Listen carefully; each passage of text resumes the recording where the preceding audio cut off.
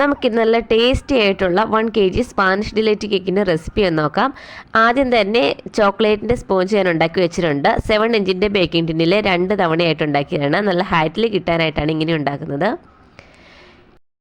ഇനി നമുക്ക് ഫില്ലിങ്ങിനായിട്ടുള്ള പ്രളയം തയ്യാറാക്കണം. അതിന് വേണ്ടിയിട്ട് 1/2 കപ്പ് നട്ട്സ് എടുത്തിട്ടുണ്ട്. അത് ബദാമും കാഷ്നട്ടുമാണ് എടുത്തിരിക്കുന്നത്. ഇതൊന്ന് ചെറുതായിട്ടൊന്ന് റോസ്റ്റ് ചെയ്തെടുത്ത് ഒന്ന് ക്രഷ് ചെയ്തൂടെ വെക്കാം. ഇനി ഇതേ പാത്രത്തിലേക്ക് നമുക്ക് 1/4 കപ്പ് പഞ്ചസാര ഒന്ന് മെൽറ്റ് ചെയ്യാൻ വെക്കണം.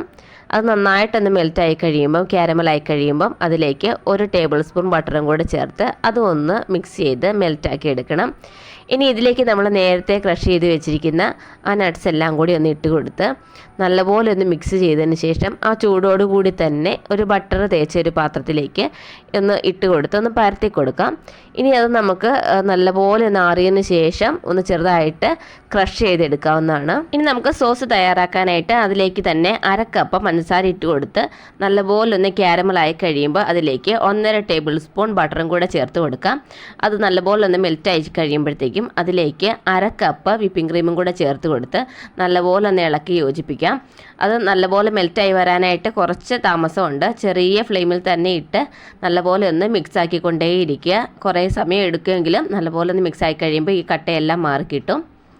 ഇനി അത് നമുക്ക് തണുക്കാനായിട്ട് മാറ്റി വെക്കാം.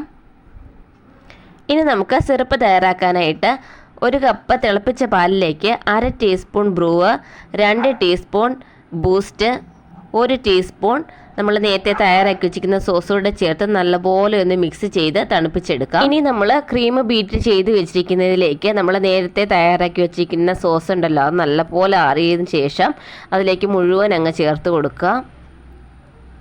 ഇനി അതിലേക്ക് 1/2 ടേബിൾ സ്പൂൺ ബ്രൂവും 2 ടേബിൾ സ്പൂൺ ബൂസ്റ്റും കൂടെ ചേർത്ത് നല്ലപോലെ ഒന്ന് മിക്സ് ചെയ്തെടുക്കുക.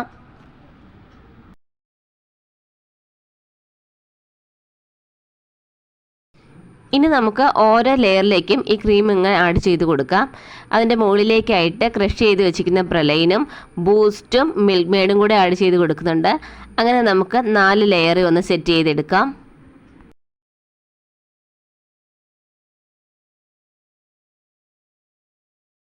ഇനി ഫൈനൽ കോട്ട് ചെയ്ത് വെച്ച് സെറ്റാക്കി വെച്ചിരിക്കുന്ന കേക്കിലേക്ക് ചെറിയ ചൂടോടുകൂടി ചോക്ലേറ്റ് ഗനാഷ ഒഴിച്ചു കൊടുക്കുകയാണ്. ചെറിയ ട്രിപ്പായിട്ടാണ് ഒഴിച്ചു കൊടുക്കുന്നത്. ഒരു കൊച്ചു വർക്ക് മാത്രമേ ഇതിനകത്ത് ചെയ്യുന്നുള്ളൂ. അപ്പോൾ ഇത്രയേ ഉള്ളൂ നമ്മുടെ സ്പാനിഷ് ഡിലൈറ്റ് കേക്കിൻ്റെ വീഡിയോ. അപ്പോൾ എല്ലാവർക്കും ഇഷ്ടമായെന്ന് കരുതുന്നു. ഇഷ്ടമായെങ്കിൽ ഒന്ന് ലൈക്ക് ചെയ്യുക, സബ്സ്ക്രൈബ് ചെയ്യുക, സപ്പോർട്ട് ചെയ്യാൻ മറക്കല്ലേ.